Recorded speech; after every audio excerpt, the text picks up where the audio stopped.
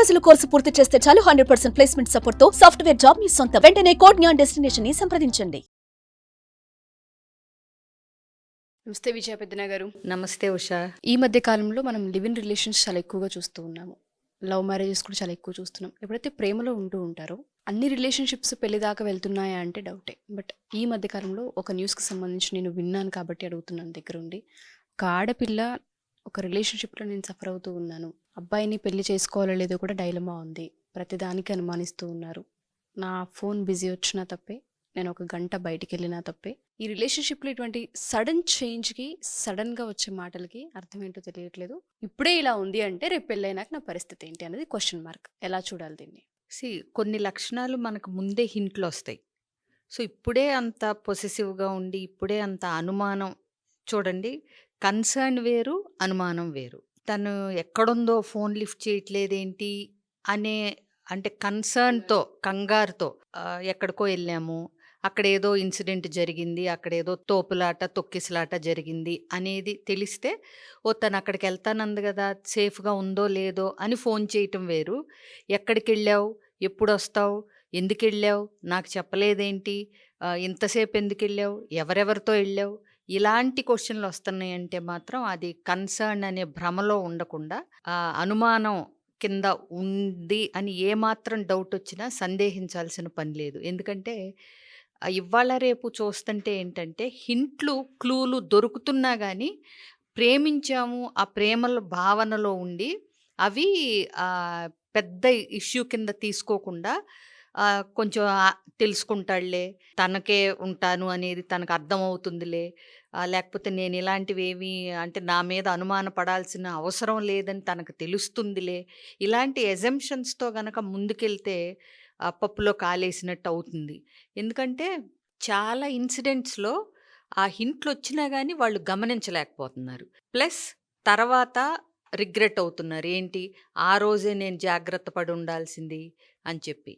ఇంకోటి, అసలు రిలేషన్షిప్లో ప్రయాణించేటప్పుడు గుడ్ థింగ్, పాజిటివ్ థింగ్ ఏంటంటే ఇలా ముందే రిలేషన్షిప్లో ట్రావెల్ చేస్తే కొంతకాలం, లివ్ ఇన్ సంగతి కాదు, మామూలుగా అయినా సరే గర్ల్ ఫ్రెండ్, బాయ్ ఫ్రెండ్ లేదా అట్లా పెళ్లి చేసుకుందాం అనే ఉద్దేశంతో ఫ్రెండ్షిప్స్ ఇవన్నీ చేస్తున్నప్పుడు యాక్చువల్గా వాళ్ళకి కొన్ని విషయాలు తెలుస్తాయి, వాళ్ళ ప్రవర్తనలోవి అవి కొన్నన్నా ఎక్కడో ఒకప్పుడు ఏదో ఒక టైంలో వాళ్ళకి ఆ హింట్ అనేది దొరుకుతుంది. అది నెగ్లెక్ట్ చేశారంటే మాత్రం తర్వాత చాలా రిగ్రెట్ అవుతారు.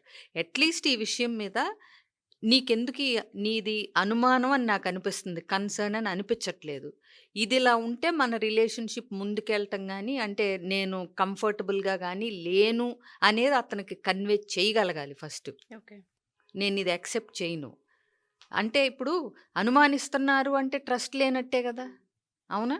ఇవాళ రేపు ఇంట్లోనే కూర్చుని ఎవరుంటారు, అమ్మాయిలు ఉద్యోగాలు చేస్తున్నారు, వాళ్ళు అబ్బాయిలతో మాట్లాడాల్సి ఉంటుంది, ఫ్రెండ్స్తో బయటికి వెళ్ళే స్వేచ్ఛ కావాల్సి ఉంటుంది, నిన్ను ఇష్టపడింది నిన్ను పెళ్లి చేసుకుంటుంది అని చెప్పి పర్సనల్ లైఫ్నంతా మూటగట్టేసి ఒక పక్కన బారేసి నీకే అంకితం అయిపోలేదు కదా 24 గంటలు. You are part of her life, anybody. ఆ మాటకొస్తే ఏదైనా పెళ్ళి కూడా జీవితంలో ఒక భాగమే, అందులో మొత్తం మనల్ని మనం కోల్పోవాల్సిన పని లేదు అందులో. అలా కోల్పోతే వాళ్ళు సంతోషంగా కూడా ఉండరు. నిన్నులాగా ఉంచి, నిన్ను నీలాగా స్వీకరించి, నీతో కలిసి ఒక అందమైన ప్రయాణాన్ని దాంపత్య బంధం రూపంలో చెయ్యాలనుకునే వాళ్ళు అవసరం, కానీ అబ్బాయి అయినా అమ్మాయి అయినా ఎవరికైనా సరే. అంతే తప్పితే నీ డ్రాబ్యాక్స్ అన్నిటికీ అవతల వ్యక్తి సొల్యూషన్ కావాలి, నీకు అనుమానాలు ఉంటే భరించాలి, నీకు అనుమానం రాకుండా బిహేవ్ చేయగలగాలి, ఇవన్నీ అంటే కష్టం. చాలా సందర్భాల్లో ఇదే మాట్లాడుతూ ఉంటుంటారు. ఇప్పుడు నువ్వు ఎందుకు అనుమానిస్తున్నావు అంటే, నీ బిహేవియర్ నాకు అనుమానంగా ఉంది అంటే, వాళ్ళు అనుమానించుకుని ఉండాలంటే బిహేవియర్ మార్చుకోవాలంటే ఆ క్వశ్చన్కి అసలు ఏంటనేది కూడా ఎలా ఆన్సర్ చేయాలో కూడా కొంతమందికి అర్థం కాదు. ఫోన్ లాక్లు చేసేటాలు, ఫోన్ లాక్స్ చేయటం, మెసేజ్ రాగానే హస్బెండో వైఫో చూడకూడదు అనుకోవటం, ఇలా చేస్తున్నారు అంటే నిజంగానే ఏదో అనుమానించాల్సింది ఉంది అని నువ్వు పార్ట్నర్కి, ఇప్పుడు నువ్వు ఫోన్ మాట్లాడుతూ ఉంటావు, టక్కున మీ హస్బెండ్ రాగానే కట్ చేస్తే ఒక్క నిమిషం ఇదేంటి నేను రాగానే ఆపేసింది అనే డౌట్ వస్తుంది. అలాంటివి ఏమన్నా ఉంటే చేంజ్ చేసుకోవచ్చు, ఏది అన్ఇంటెన్షనల్గా పొరపాటున మామూలుగానే అప్పుడు కాల్ మాట్లాడటం అయిపోయింది, లేదా సమ్ రీజన్స్ ఉంటాయి కొన్ని. ఏ బ్రదరో ఫోన్ చేసో, లేకపోతే ఇంకెవరో క్లోజ్ ఆళ్ళు ఓ 10,000 అప్పు అడిగారో ఏదో అనుకుందాం. అది హస్బెండ్‌కి తెలిస్తే వద్దంటాడు అని అనుకున్నప్పుడు, నువ్వు చేసేది కరెక్టే. అందులో నీ క్యారెక్టర్ ఫ్లా ఏం లేదు. అంటే ఇప్పుడు సొంతాళ్ళకి డబ్బులు పంపిస్తూ అది హస్బెండ్‌కో, వైఫ్‌కో చెప్తే వద్దంటారు, పోట్లాడతారు అన్నప్పుడు ఇస్తూ ఉంటారు కొంతమంది. అందుకే కంటెక్స్ట్‌ని బట్టి బిహేవ్ జేయాలి. అలా గాకుండా క్యారెక్టర్‌ని అనుమానించే విధంగా ఒకవేళ మీకు తెలియకుండా ఏమన్నా బిహేవియర్స్ ఉంటే 1, 2 చేంజ్ చేసుకోవచ్చు. ఈ ప్రాసెస్‌లో ఫోన్ కట్ చేయటం ఇయన్నీ చూసి అవతలాళ్ళకి ఏంటి ఎవరితో మాట్లాడుతాంది నేనొచ్చేసరికి కట్ చేసింది అనేది డౌటొస్తది. సో, అలాంటివి చిన్న చిన్నవి ఉంటే చేంజ్ చేసుకోవచ్చు. బట్ అంతేగాని మొత్తం అసలు మనం విధానమే అంటే ఇప్పుడు నువ్వు ఫ్రెండ్స్‌తో బయటికెళ్ళకూడదు, ఫ్రెండ్స్‌తో సినిమాలకెళ్ళకూడదు, ఎళ్ళినా గంటకే వచ్చేయాలి, లేకపోతే చెప్పకుండా ఎళితే ఎవరితో ఎళ్ళిందో అనే డౌటు. ఇలాంటియి ఉంటే మాత్రం వాటిని మార్చుకోవాల్సిన పని లేదు. యువతలాళ్ళనే మార్చేస్తే అయిపోద్ది. గుడ్ థింగ్ ఏంటంటే నీకు ముందే హింట్ తెలవటం. వచ్చింది. అంత్య నిష్ఠూరం కన్నా ఆది నిష్ఠూరం మేలంటారు. ఆ పడే బాధేదో, ఆ మానసిక వేదనేదో ఆ పెళ్ళికి ముందే అసలు బాధపడాల్సిన పని కూడా లేదు. హమ్మయ్య! బయటపడ్డాను అనుకోవాలి ఇలాంటి వ్యక్తి నుంచి.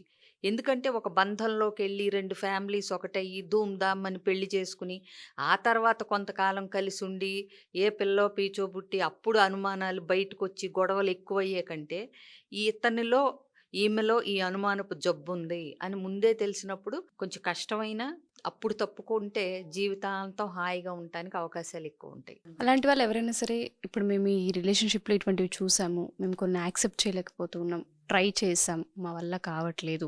అది లివ్ ఇన్ లేదంటే పెళ్లికి సంబంధించిన రిలేషన్‌షిప్ అవ్వచ్చు. లేదంటే లవర్స్‌గా ఉన్న రిలేషన్‌షిప్ అవ్వచ్చు.